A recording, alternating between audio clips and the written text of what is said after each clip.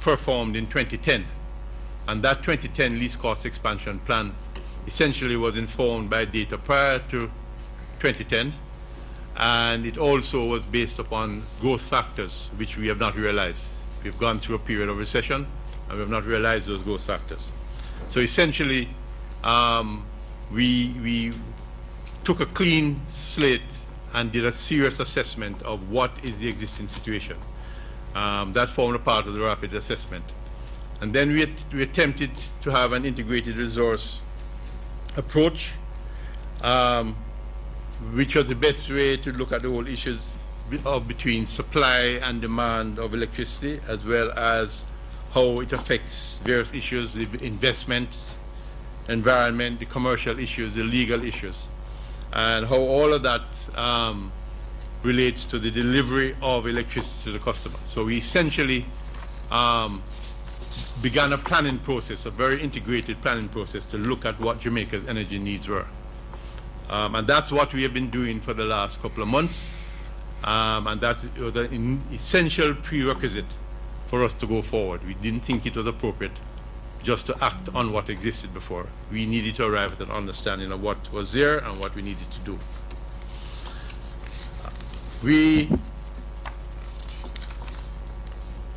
We had a series of consultations with all the stakeholders that have been involved, and the main among these have been the Ministry of MSTEM, which is the ministry responsible for energy, the OUR, and the Jamaica Public Service Company, who is a utility company with a license to deliver electricity to the customer. They are the only licensed body in the country to deliver electricity to the customer. And there are very precise information about that license, which affects the whole issue and of their responsibilities and how electricity is delivered.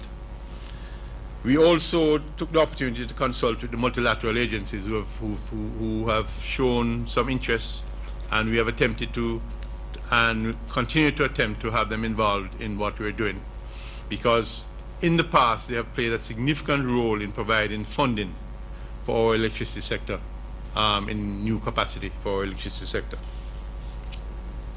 We have therefore, as I said to you, performed a rapid assessment and have the existing strategies and plans, and we have developed what is essentially an integrated resource plan.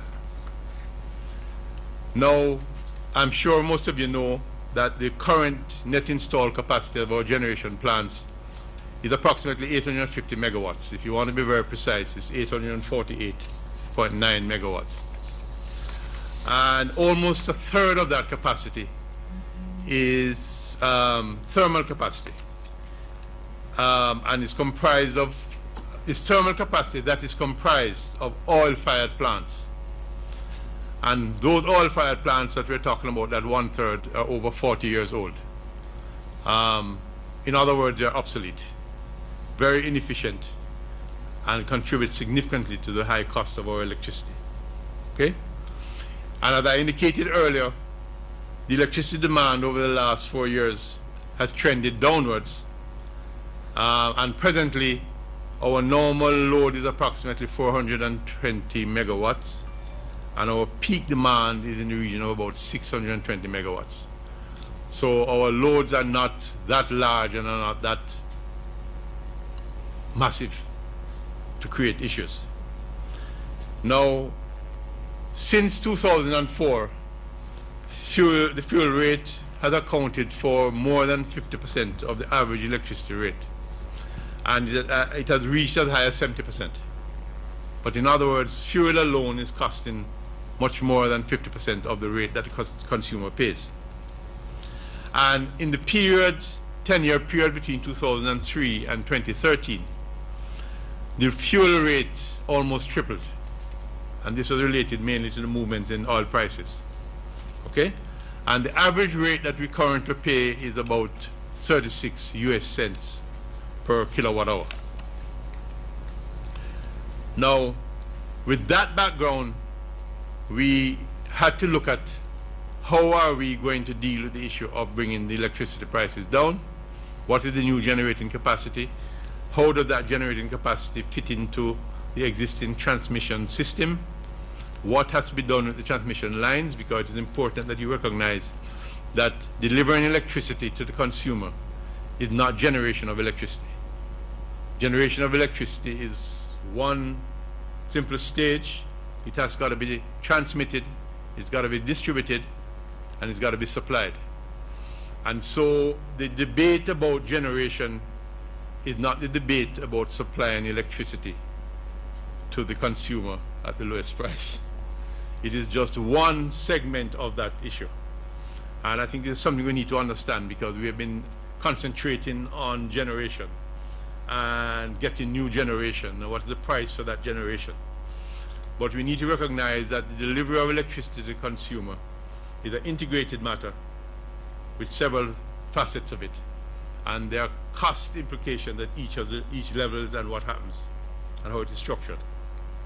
So in looking at that and looking at the entire system, we had the opportunity to look at the potential generators of electricity to the national grid. And we're talking now understanding the integrated system and how it works throughout the entire process. And we have received, to be frank with you, several people have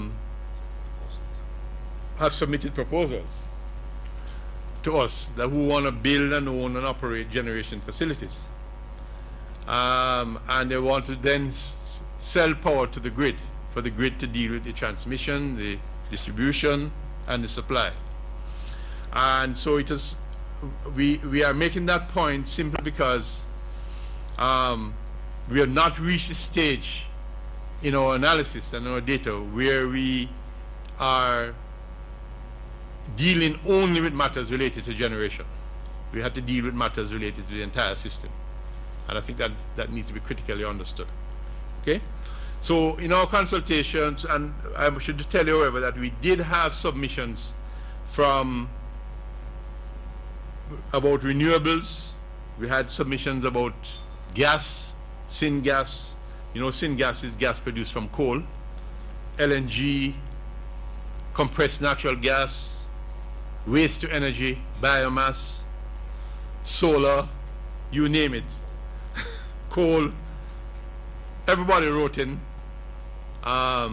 Some are in the business of utilities, some are really brokers, but we've had a lot of submissions from various people, all of which we have replied to indicate that at the appropriate time, and when we have finished our assessment and we have developed our integrated resource plan, would be a time they would be able to have a chance to communicate with us or have a chance to submit whatever proposals or bids or otherwise to supply electricity.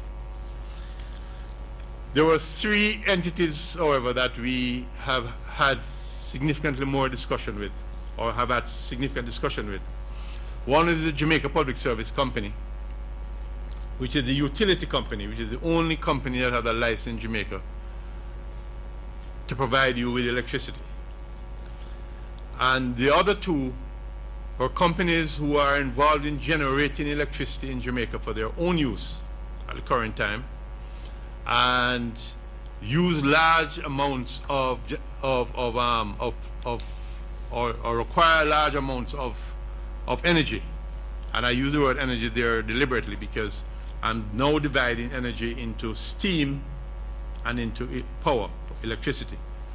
And that's predominantly in the bauxite sector, who have operated their energy systems completely independent, except for a small purchase agreement that Jamalco has, where they sell 11 megawatts of power to JPSCO for submissions. Now, we spoke with those, and we spoke especially with JPSCO because I'm sure you all are aware, it was reported in the media, that the amendments to the JPS license, which has facilitated the work that we are doing as an enterprise team, included giving them the right of first refusal to replace equipment that they have that is obsolete. And that's a very important point that I think we need to also understand, because in the previous arrangements, they had no rights. So they could not replace what they have. And so if you can't replace what you have, you have the possibility of diminishing. And if the utility is diminished, and you remember I reminded you earlier that it's the utility that delivers the electricity. It's not the generator who delivers the electricity to the consumer. So there are essential things that we need to be sure of as to what is happening. So it was very important for that aspect of consultation with the JPSCO. And they had been given the right now to replace obsolete equipment. And they have 292 megawatts of obsolete equipment. Equipment that should have been retired already over 40 years, and certainly will be of no use within another 2 years. So that is one of the challenges that we also have with regards to bringing the electricity price down and in replacing obsolete equipment to ensure reliable supply. From the JPSCO, their proposal essentially was to replace this 292 megawatts of obsolete equipment by putting in 190 megawatts. So of the 290, they were proposing that they intend to try and exercise the right to replace about 190 megawatts of that 292. And they propose to replace that using gas. And that's one of the issues that we are also examining, whereby they would secure their own gas, and it could be LNG or some other form of gas that is suitable for burning in the plant. The other proposal that they had, which is one that we had raised and discussed with them from our rapid assessment issue, was the Bogue Power Station. The Bogue Power Station in Montego Bay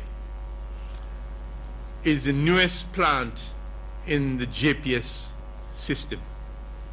It was built in 2003. But it is a plant that operates on automotive diesel oil, what we call ADO. And that's among the most expensive fuel types in what we're going to achieve in that plant. And that plant, therefore, I don't know if you understand the issue of the merit order, but I told you earlier there was 800 and odd, nearly 850 megawatts of capacity, net capacity. And I indicated to you that the demands were about 420 and 620 at peak. The rest is reserves. And the reserves are really not called upon unless they're really needed because of the price of electricity. And why I'm making the point, because the high cost at Bogue was such that it was at the bottom of the merit order. Very rarely would you bring that into the thing, because if it is brought in there, you probably be paying 36 or 40 cents per US cents, probably paying more like 50 or 60 US cents for the electricity. So it is at the bottom of the merit order. And what our analysis showed was that that plant is convertible in a very quick time, within a year at most, but certainly maybe in 6 to 9 months, from using ADO to gas. And so the proposal that we also discussed with the JPSCO and had from them was to convert Bogue to gas, and that's 115 megawatts of power. And the conversion to gas immediately moves that plant from the bottom of the merit order to the top. So it is a low-hanging fruit, if you have the expression that was used to us. But as a low-hanging fruit, it is one that we could pick very quickly. So we feel that that is something, because that immediately will result for the Bogue plant a 40% reduction in the fuel price for the Bogue plant. That means for 114 megawatts of what we would be requiring. So that is one issue that we have looked at and that have come out of our rapid assessment and our integrated resort plan that we need to look at very, very, very quickly. We have also had discussions with the bauxite and alumina companies because they, as I indicated earlier, they need steam for their own process. They need process heat, and they need steam also to make some of their own electricity, their power generation. And so they have been looking at the issue for the last 2 years for sure, at how they're going to make themselves more efficient. I think we are aware that Alpart is closed. We are aware that Jamalco has been losing a lot of money, the high cost of production. Jamalco, for example, is now in the 3rd or 4th quartile in cost of production. What that means is that they are at the bottom end of the scale in the cost of production within the entire Alcoa system. So we need to, they have been looking at solutions. And so we needed to find out from them what are their solutions that they're proposing for the electricity. And we've had an interest from our analysis in cogeneration, because if we are using the same facilities and rather than blowing the steam off into the air or putting it out into the sea, because that's what happens in the power generation plants, the steam that's generated is lost, let off in the air. If we could have them use the steam and we get power, and we're sharing the cost, it's another way of bringing the cost down. And so we looked at that cogeneration issue, and we've been looking at our cogeneration issue with the companies, and so we had discussions with Jamalco, and we have had discussions with Rusal on behalf of Alpart.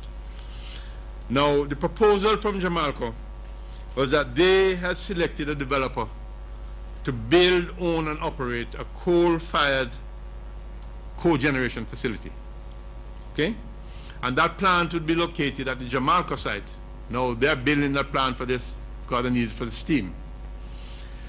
And the technical information about it, which we don't need to go into, but essentially that plant will have the ability to supply 50 megawatts of power to the JPS.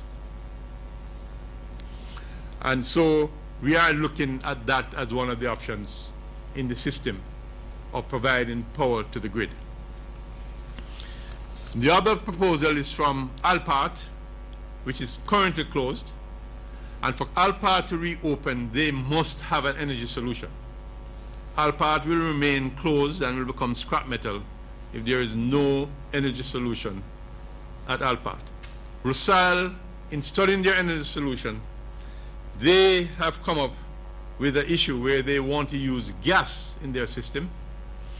And the reason for gas is several. To build gas plants cost much less than building coal plants. Coal plants tend to be more cost effective, but you can probably build gas plants faster, and they also require less capital. So it's a trade-off in looking at how much do I save or how much do I not save. And so they want to use gas, and they have entered into arrangements to build an ethane-fired combined gas turbine cogeneration facility at Alpart. They have proposals for that, which will be a part of the reopening up of the Alpart plant. And in that system, the power plant will be located at Alpart for sure, Nain, and the ethane will be shipped from the USA to Port Kaiser, and then piped from Port Kaiser to the plant where it will be gasified. And they want to sell power also to the grid. They had proposed the possibility of selling in excess of 200 megawatts of power to the grid. But there are issues related to integrated planning where you just don't buy 200 megawatts from one source like that and put it in a location like Nain, because it needs to be tied into the transmission system. And to tie it into the transmission system, there is nothing down at Main that would facilitate adequate tie-in at that sort of capacity. That's one. And two, the transmission of that let's use the word volume of load to the load centers. The big load centers in Jamaica are Kingston and Montego Bay. And the transmission of that sort of capacity to those load centers have a lot of effects. Transmission losses, upgrading of the transmission lines, particular things. So we have got them to look at and said we probably would have an interest in about 150 megawatts, 140, 150 megawatts, but certainly not 220 or 240 megawatts from the plant. And again, they have come back with a proposal that they are prepared to, because they can get the steam that they need and probably produce the additional steam. Otherwise, they could, in a cogeneration facility, allow us to have up to 150 megawatts in their plant. Now, this works for both them and for us. It is similar to the Jamaica situation, where in the Jamaica case, we are hoping to save significant amount in the production costs, and that amount will move. I mentioned earlier that we're in the third and fourth quartile. It will move it to the first quartile. So it will mean that Jamaica would now have some stability in its ability to produce and in its markets, because it will be among the lowest cost producers in Jamaica. Similarly, that's what we're looking at Alpart, where their whole costs would come down and they would now have a viable operation. And we need electricity, we need the power, they need the steam. So that also has been a part of the equation in looking at what do we require and how does it work. So as a result of this whole assessment and this whole integrated look at how we're going to tie it in, we also had to look at the transmission systems. And there's need for the transmissions to be upgraded to facilitate these interconnections. And for the power, you know, you talk about load shedding and low voltage and stability. If we're going to ensure that those are not experienced, we had to carry out that analysis of what the balances are and what happens if in an emergency you were to shut down one plant, how that load is transferred from one place to the next, and what does it mean as far as low voltages. We are also dealing with the issue of renewables. You are aware that there are renewables that are due to come into the system between next year and the following year. There was a bid process last year for it, and there were awards earlier this year. And there are issues, many of those renewables are not firm capacity. And what we mean by not firm, it means they're intermittent. It's solar and wind. And so when there's a cloud cover, they're not producing. When the wind isn't blowing, you may not have an adequate capacity. So there are issues related to that with regard to the balancing of the system that we have to take into account. And so there are costs also that we have had to identify in that integrated system that are related to ensure that you have a reliable electricity for delivery. So all of that has been taken into account, and on the basis of that, we have come up with the assistance of the OUR, who did quite a bit of the modeling for us and had the analytical tools, the programs, software and the computer programs to assist with the analysis. We have been able to come up with what we see as a least cost expansion plan as part of this integrated resource plan for the electricity sector in Jamaica. And what the results really say is that, what just I've been saying to you, is that if we could, the most efficient and most cost-effective of all the options that we have would be, one, to pick the low-hanging fruit at Bogue, first of all, and have that carried out during next year, so that as of 2016 at the latest, the Bogue plant would begin to burn gas, and the initial gas would be propane, which is available locally in the absence of LNG or ethane, but will be able to burn LNG or ethane when LNG or ethane becomes available when the other plants are developed. We also have the renewable capacities that are due to come on stream, and classified in those renewable capacities includes like the biomass, and includes an option that we are definitely interested in, which is from the sugar industry, who are putting in a plant to burn bagasse, and we'll have 10 megawatts that will be available in the first instance to the grid, in time to go up to 15 megawatts. And so we are seeing that also as coming on stream in the 2015-2016 horizon. Then the JPSCO 190 megawatts that we spoke about a while ago we are anticipating would be in stream in 2017. And if they're able to bring gas in as they're proposed to, and we're doing that, I'll tell you shortly about the further work that we're going to be doing. But once those are tied up, it gives the opportunity for gas to also be used at the new West Kingston plant. You know the West Kingston plant? To convert that plant to gas is also an option that could take place then in 2017 with gas coming in for the new 190 megawatt plant from JPSCO. We would retire the 250 obsolete capacity at that stage in 2017, which is the high cost capacity. And we also would look to bring in stream during 2017 the gas facility at Alpart. Remember, gas plants, you can build them much faster. They're low cost, so we have a possibility of bringing that in 2017. And we'll also have to build all of the transmission lines. A 138 kV interconnection transmission line will have to be built in that area to tie into the system. So that's also has been shown up in the analysis of what we need to have done.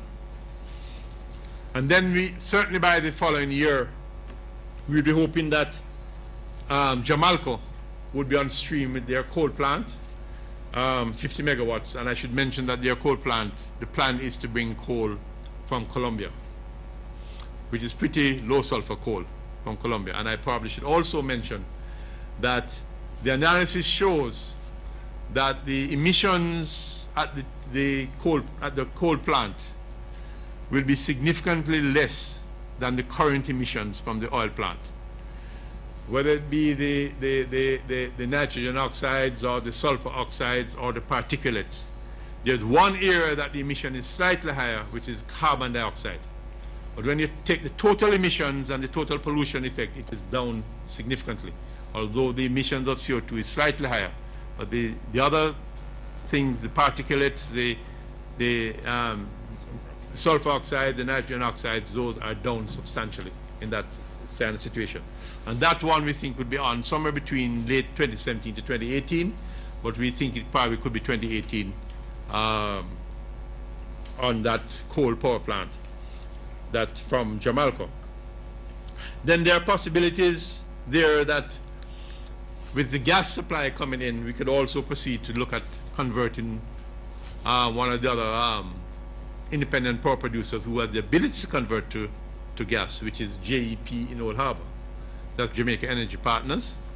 We could see them with gas being available, converting to gas to help to bring the cost down also substantially at that time in 2018.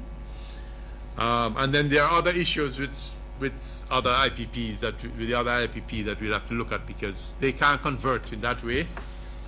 But at that time, there are issues related to significantly reducing their fixed costs, which may be possible. Because currently they are amortizing fixed costs, which expire in 2017. So there are issues related to whether that can work or not work. Now, in the analysis that we've been doing, we've really been looking predominantly so far at the first 5 years. But any decent planning process, integrated result planning process in this sector covers a 20-year period. And so there's information that is coming out on a 20-year period. We don't want to get beyond the first 5 years yet, because we ourselves have not had a time to do further work and further analysis. But we do have data as to what the requirements may be based upon the analysis and the iterations that have been done over a 20-year horizon. But we are concentrating on the first 5-year horizon between now and 2019, 2020. So, what are the benefits of what we've been talking about? The benefits, we think, from the new base load generating plants that we are considering will mean that we should be able to have significantly lower electricity rates. And at this stage, we think it should be at least about 30% at least by 2018 total. We think it will phase in it will come in on a phased basis, beginning with Bogue next year, and it will increase gradually up to in excess of 30%. But by 2018, we're sure it should be in excess of 30% reduction. It will significantly improve the voltage stability and grid security. I think a lot of people in some areas may be quite happy about that, because some people, I don't think, are experiencing the level of stability and grid security that they should be experiencing at this time. And we certainly will have significantly lower technical losses. And as I said earlier, the feedstock from the coal plant will result in lower plant stock emissions than that coming from the current high sulfur oil that is being used down there. That would be even truer in the gas. And that will be right, exactly. During the construction of these power plants, with a 2 to 3 year period, where if you look at the growth in the economy, because we're not looking just at electricity, we're looking at what it means to the economy, and our mandate has told us to take into account the effects on the economy and what can be achieved at lower prices. One of the things is that during this 2 to 3 year period, we think that approximately 800 persons would be employed at these 3 new generating facilities. At each of these 3 new, in building each of these plants. So that's 3 times 8, that's 2,400 people or so, at least, in each of these facilities. We've already mentioned that the alumina plant production costs will go down, and so the plants will be much more competitive in the global market, and people who work in the alumina industry will resume their jobs, and the earnings of the country from the alumina industry will again become real rather than imagined. And the employment at Alpart, we think, is in excess of 800 people. One of the important things about Alpart, why we consider that it is cogeneration, if it will facilitate us and facilitate Alpart, is important, is because Alpart, as a high temperature plant, is the only plant in Jamaica that can process all types and grades of bauxite that we have in Jamaica. The Jamaica plant requires a certain quality, and if it doesn't get that quality, it can't produce. The Alpart plant is such that it can process anything we have. So as our reserves diminish and we have poorer quality bauxite, at least there is one plant that we think, if we can get it on stream and facilitate our low electricity costs, contributes to the economy itself in another way. Our estimate is that the fuel savings in the country's bill will be in excess of $350 million US from this exercise, and the reduction in fuel costs will be greater than 30% for the facilities. So that essentially has been the work that we've been doing for the last 2 months. It has been quite a bit of work. It has involved a lot of analysis. It has involved a lot of iterations. We've had to do several scenarios. We've had to use load factors at different locations, if plants are located here or there, or where, with the load centers, with the transmission systems, and several models, not 1 or 2, but 10, 20 models have had to be iterated and worked on. So it has, we ourselves feel that we have now arrived at a stage where we can now go to the next step. And what are our next steps? We have submitted our findings, as Minister indicated to you, to the Cabinet, and the indicative proposals, which we just shared with you, we have submitted them to the Cabinet, and we have also discussed them, as the Minister has also indicated to you, with the opposition leader and his team. And what are we going to do now as a team to continue? We are going to conduct further due diligence on the proposals that we just outlined to you. We're going to try to determine and settle the credibility of the fuel sources. There's coal, there's LNG, there are different things, ethane. We're going to make sure we settle the credibility of those fuel sources. We're going to do further analysis of the financing of those proposals. We want to be sure that they can be properly financed and what the structure is, because the financing methodology also affects the pricing. How it is financed, how much equity, how much debt, the cost of the debt, cost of equity, the rate of return that on the capital investment. All of those financing issues does affect the cost that the consumer finally pays. So we need to do further analysis on those issues, and on the development plans as they have them, what they're proposing, that they're realistic, that the schedules are realistic, etc. We have done some preliminary work, but there's much further analysis to be done there. And all of that we want to be sure fits in within the framework of our least cost expansion plan and our integrated resource plan, as we have told you those fit into. We also plan to commission independent appraisals. That independent here meaning we think we are independent, but we want to be sure that Jamaica receives value for the money, and we want support of our team in negotiations with these people, the project sponsors. We want to be sure that we're negotiating the best deals and various things. So we intend to have independent support to assist us and have those assessments done to satisfy ourselves that what we are recommending, what prices we are settling, what the various things are the best for Jamaica. We will then, after we've done that, we will certainly coordinate with the regulator, that's the OUR, in engaging these prospective developers and JPS, because JPS is not a developer now, they are replacing their obsolete equipment. We want to formalize the terms as far as generating licenses and power purchase agreements are concerned, and that we would assist work with the OUR on having done. We want to also help to facilitate the permitting, because there are permitting issues from NEPA and other agencies as it relates to what needs to happen in the development of a plant. And these processes can sometimes be long, but nevertheless we are pretty sure that by following procedure, etc., they can be expedited, and the agencies have given us commitments to facilitate expediting these issues. And so we want to facilitate the permitting and the whole development process, because we want to try and see if we can get to financial closing. You will not get financial closing on these projects until permitting is achieved. And so we're trying to have that permitting done during the first half of next year, 2015. And if we can get through the permitting and the development process so that we can have financial closing by the first half of next year, we're aiming, as we indicated to you earlier, for new generation plants and fuel sources to be in place fully, as our initial mandate asked us to do, between late 2017 and early 2018. I trust I have explained fully to you what we have done, what we're doing, and what we hope to do next.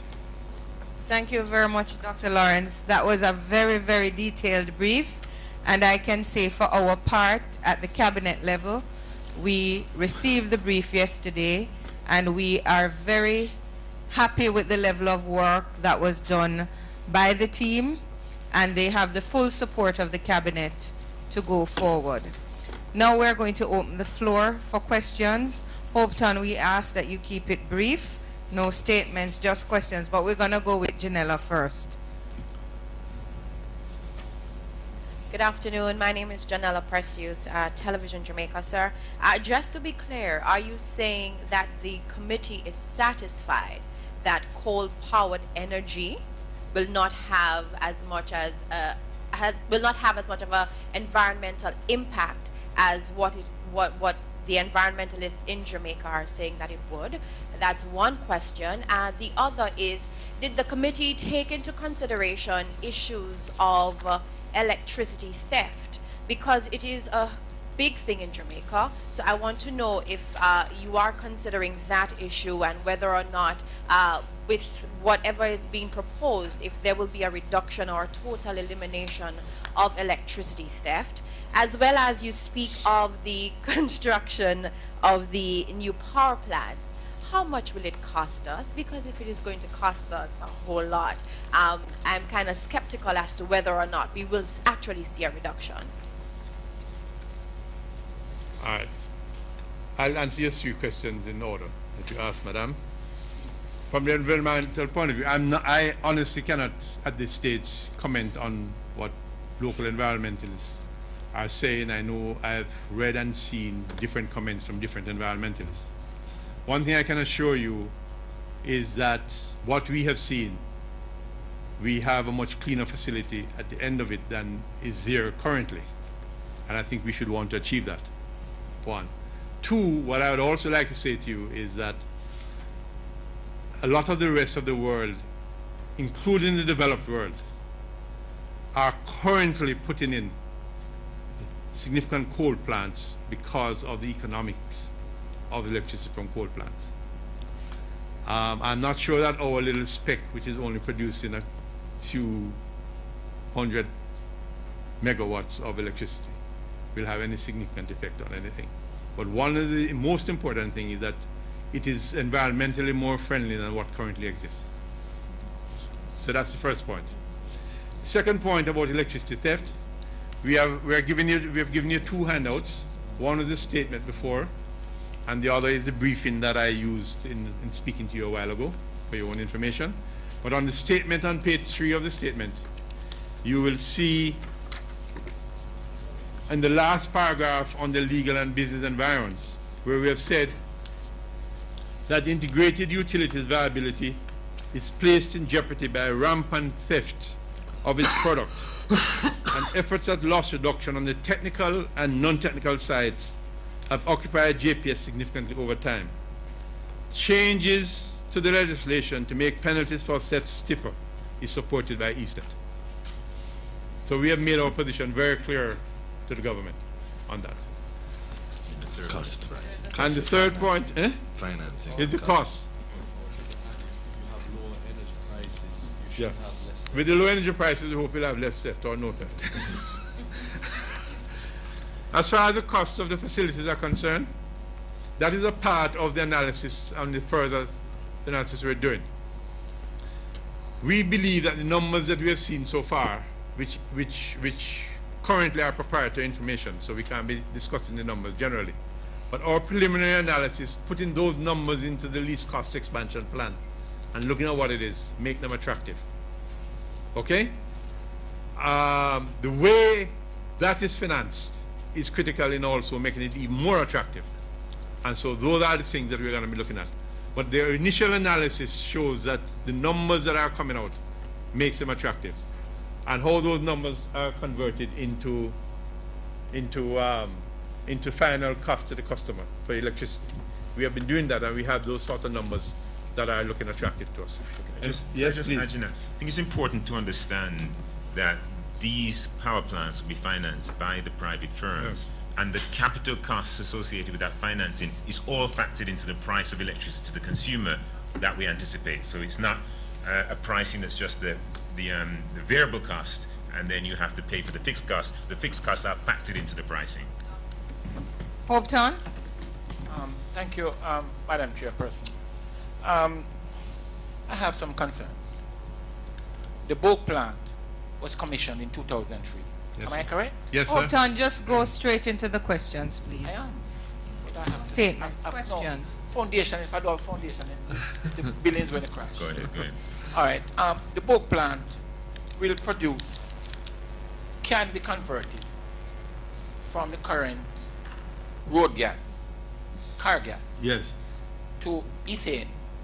It can be converted to gas, so it could be either LNG, Yes. liquefied natural gas, it could be ethane, Yes. it could be propane. Right. Okay. So this can be done quite easily. Yes. Why did not JPS do this from day one and help to improve our base load capacity I think from what- day one? I think- Second, let me just, Okay. you only ask, let Go us ahead. finish your question. Number one. Number two, you talk about at the moment 69 kV is the distribution. JPS is distributing electricity on 69 kV circuits. Am I In correct? some areas. In most areas. No, there are significant 138 kV lines, but there are 69, for example, the section I told you about 69 was in St. Elizabeth. Yeah. The section in St. Elizabeth going back around to St. James is a 69 kV. 69 kV. Yeah, but Okay. for example, the lines coming in from Old Harbor to Yes. Kingston and crossing the island over to the north coast as 138 kV. Or from Mandeville. Or from Mandeville coming in is 138 kV. We are looking at Alpart and to transmit electricity or energy from Alpart, which is not a high load area, because the plant would have satisfied all its demand before the excess of say 114 megawatts to be transmitted. Am I correct? Yes, sir. Okay, so we are saying now that to transmit by 138 kV to a load distribution center, which may be Kingston, I don't know, there will be tremendous energy losses, there will be tremendous energy losses over that, plus the cost of setting up that distribution network, the poles and what have you, the infrastructure. Yeah. Who's going to set up the infrastructure? And will it be a separate company? No, and what impact will this have on the distribution of this energy coming from Alpart, considering that to, That is all of a part of the cost structure, so that we'll have to look at. You're correct in the analysis, but it's all a part of the analysis. The load centers, a significant portion of that load, I think, may be transmitted to the North Coast and to Montego Bay Center. It will be interconnected, so it can be transmitted into the load center here into the city. Yes, there are some losses, but you take the losses into account, you take all of those into account in the cost. You figure that into what cost you're going to be paying for this electricity. When I analyze it from my layman's perspective, it appears to me that some 300 megawatts can be sourced. 40 from Jamaica, 50, yeah. 114 from Alpart, another 100 from 190 from JPS. 190 from JPS. And when I look at it, we probably, and plus what we're going to get from renewables, and with the IPP able to convert to gas at some point, one of the IPPs. It appears to me that we do really do have a problem. Why should we be looking for new? We agree. So we're not necessarily looking for more.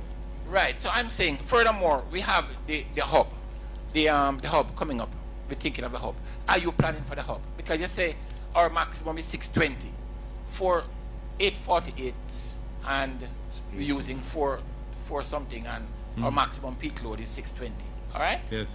Why are we? What? There are are we not looking forward? Are we? There are certain. Yes, we are looking forward, and that's why I say to you, we are doing an analysis over a 20-year horizon. I have told you that we have tried to, in the first instance, and we're going to be continuing the analysis, and we have data on the 20-year horizon. I've told you that we are making sure we solve the first 5-year horizon issue. And what we have presented to you, the first 5-year horizon. What we have assumed in our growth factors is a 2.7% demand annually compounded as of now going forward.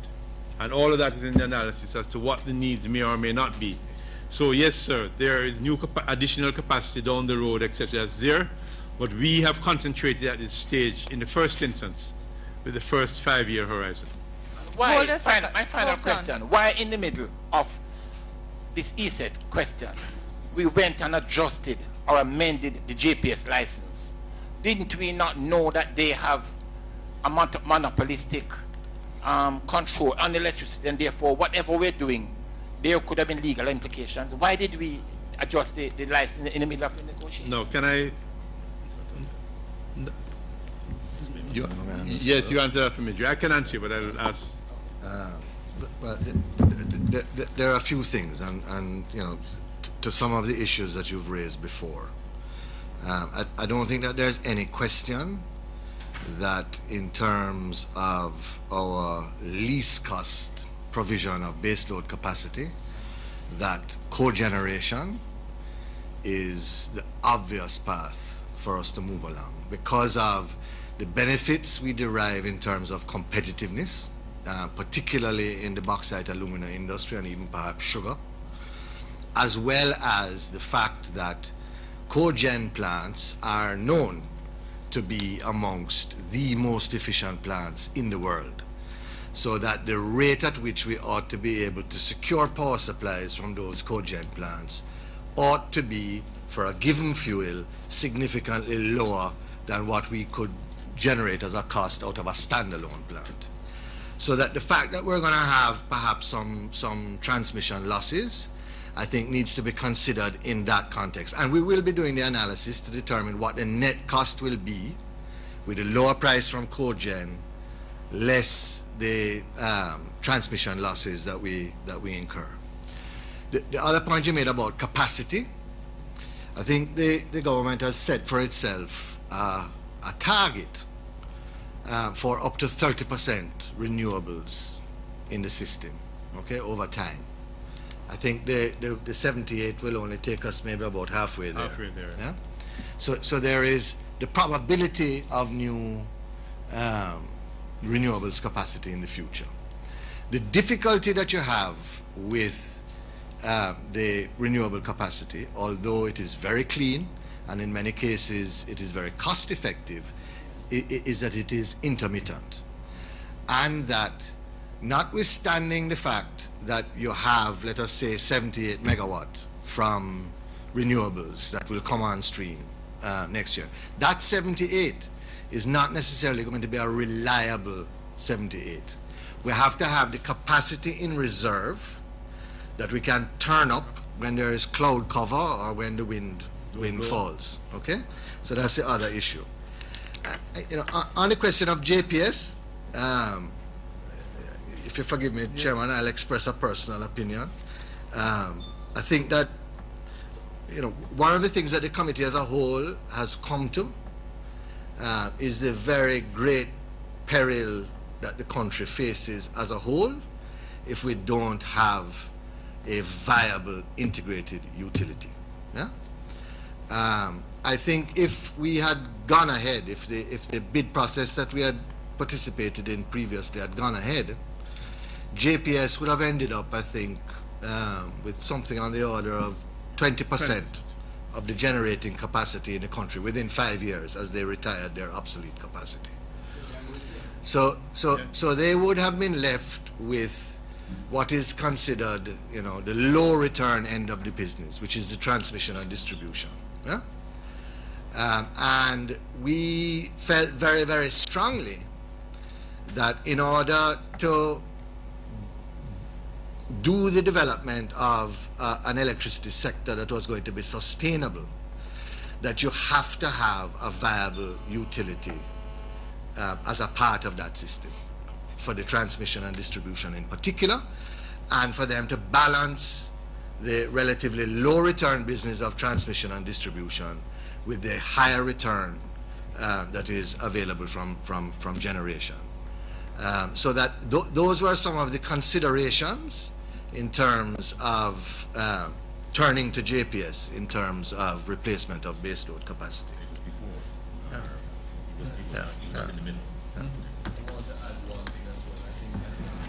What was very instructive regarding this process, that the process of the ESET and the committee going through, was the sort of integrated collaborative approach that really had never been applied to this sector in the past.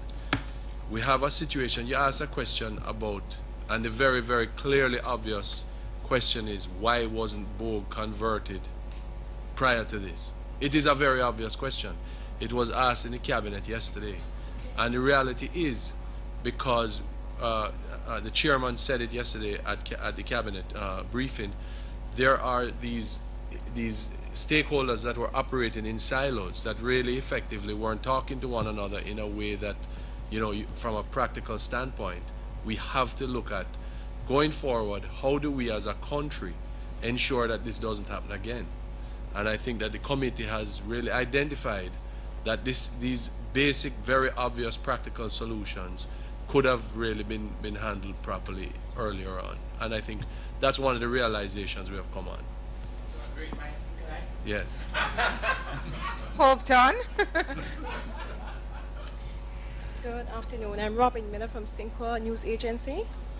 My question is, I hear you saying that you will, with the opening of the 3 plants, it will create employment of some 2,400. Yes. Is this over the 5-year? It's not the opening, it's the construction. The construction rather, right. Is this on a gradual basis, and does it incorporate the 5-year plan? Is it included in the 5-year plan, is my question. You mean the government's 5-year plan? Right. Nothing that or, is it, or beyond? One of the issues that was discussed at the cabinet yesterday was for the planners and national planners like the Planning Institute to look at what is being proposed here, what effects that has on the overall economy, the growth issues, the employment issues, all the various things. Our analysis is that we know it's positive, but we have not done that further analysis of factoring it into what effect it has on the economy as far as numbers are concerned. But the Planning Institute will do that. And while it is true that you will generate perhaps 2,400 jobs during construction, and in the case of Alpart, perhaps 800 to 1,000 permanent additional jobs. I mean, to my mind, that's nice, but really what we have to look to is the level of improvement of productivity in our economy as a whole that will come from a reduction in fuel costs of in excess of 30%. That is where we need to hope that the economic development and the growth spurt that we're all looking for can emanate. It is one of the key constraining, the binding constraints, as the multilaterals would say, for sustainable high rates of growth in Jamaica. Do we have any other question?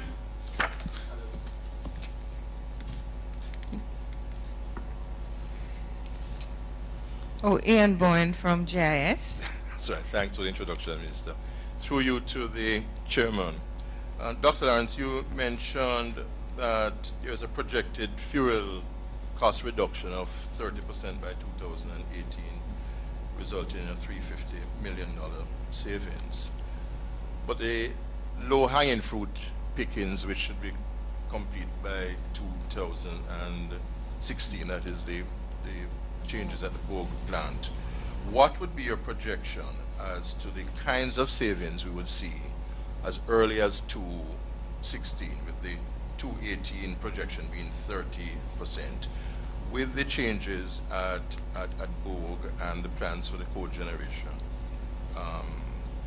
Jamaica and Roussel, what kinds of savings the country should be expecting? That's my first question. Second question is, you mentioned that there was a meeting with the opposition leader and his team. I would assume that you hadn't shared as much with them as you did with the cabinet one. And I wanted to find out whether there were major objections and concerns which were raised by the opposition leader and his team in your meeting. All right, let me start at the back end of what you asked. Yes, we did meet with the leader of the opposition, and to your surprise, we did share fully with him and his team the information we shared with the cabinet. Same information. With the permission. Because with the permission of cabinet, because we see this exercise as a national effort. We see it as important, and we don't really want to get caught in any debates that do not deal with the national effort of bringing electricity costs down and contributing to the growth factor for the future of this country. And we practically left the cabinet room and went to meet with the leader of the opposition. And the same information that we spent time in the cabinet room, we gave to the leader of the opposition. Okay, so, and Major objections?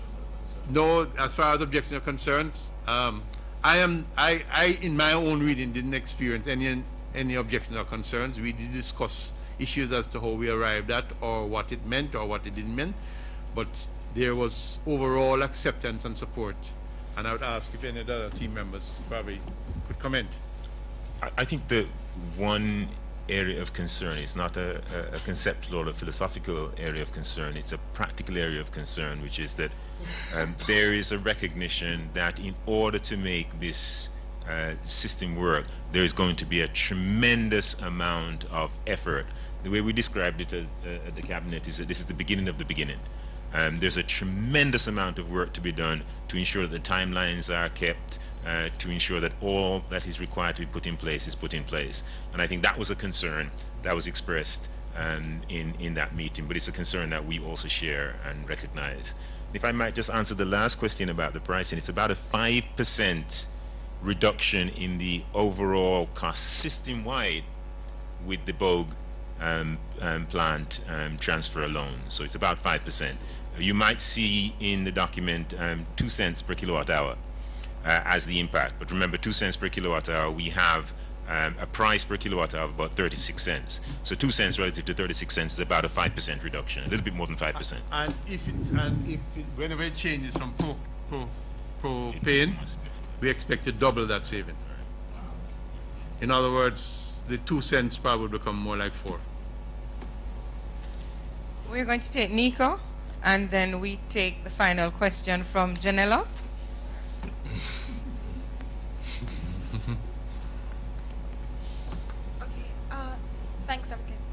Thanks everybody. My name is Nika Lewis. I'm from CVM News. Firstly, and this is for the team, as it relates to the electricity generation, we're talking about cogen, all of these things. I'm not hearing much in terms of distribution, because that was perhaps a significant issue for JPSCO initially when these discussions were raised. I'm sure they don't want to be on the losing end. So what changes will be in place for them in terms of distribution, since they're going to get all this excess energy from so many other places? With the distribution, what we can tell you is the government it will very soon promulgate a new energy policy, and there will also be a new Electricity Act. It is part of what the government has proposed, and it's part of what the government has also discussed with the multilaterals and the IMF as to how they see the growth issues and the energy policy and the new Electricity Act. And in those areas, there are significant issues related to distribution and what happens. And I made the reference when the question was asked earlier that we are supportive, for example, of changes in the law as it relates to theft of electricity, and those are the places JPSCO faced a lot of risk and made a lot of losses. Another area that they had the distribution issues, that JPSCO is paid in Jamaican dollars by the consumers, and what they buy from the IPPs, etc., they pay in US dollars. Okay? And so there are issues like that that I think we just need to analyze, and I can assure you we've been having discussions, we've had meetings in our roundtable sessions, which Professor Wint or Mr. Mahfood referred to, collaborative approach. We have been able to put all of these issues on the table and have the different views expressed and how we're going to resolve them, and I'm happy to report that I think we're having a meeting of minds as to how all of this will work. And just before I go, it's like a tiny part B. What was the reaction, if any, from the opposition when this plan was fleshed out to the team? Very positive. Very, very positive. Very positive. Very positive. All right, thank you. Janella, one final question. One question. Sir, you have given us an approximation of a 30% reduction by 2018, but how does did you consider factors such as the fluctuation in the price of world crude oil prices, as well as in recent times we have an exchange rate which seems to be, All right. First of all, the prices that we are telling you about are expressed in US dollars. Okay? That's one. So we're expressing in US dollars as to what's happening. And secondly, we know that world prices change around on fuels. That's one of the things that makes the coal very attractive, the stability of the coal pricing and the justification with the long-term pricing on coal, because that is very achievable in pricing. So that's one of the reasons I think why Alcoa went to the coal, ensure the stability. It is true that gas today, especially with fracking in the US, prices are very low, but in certain types of gas, the demands have been going up, and in these things they're cyclical, they'll move up and down. One of the things we're going to be doing in the further analysis and due diligence that we mentioned is to look at what kind of contractual agreements you can get into long term, which gives you a certain level of security. When you get into long-term contracts and you're negotiating them, you can try and put hedges in there and various things that give you the security. Those are some of the things that we're going to be looking at. Thank you, Dr. Lawrence. Thank you, Mr. Hay, Mrs. Davis-White, Mr. Mahfood, Mr. Matalon, and Professor Wint. And we want to thank our viewers on the PBCJ, and we want to thank those who joined us on the World Wide Web. Thank you for joining us. Thank you to the members of the media who came out. You had 2 press briefings today. You have been very faithful. We thank you very much, and we wish you a great rest of the day. Thank you very much.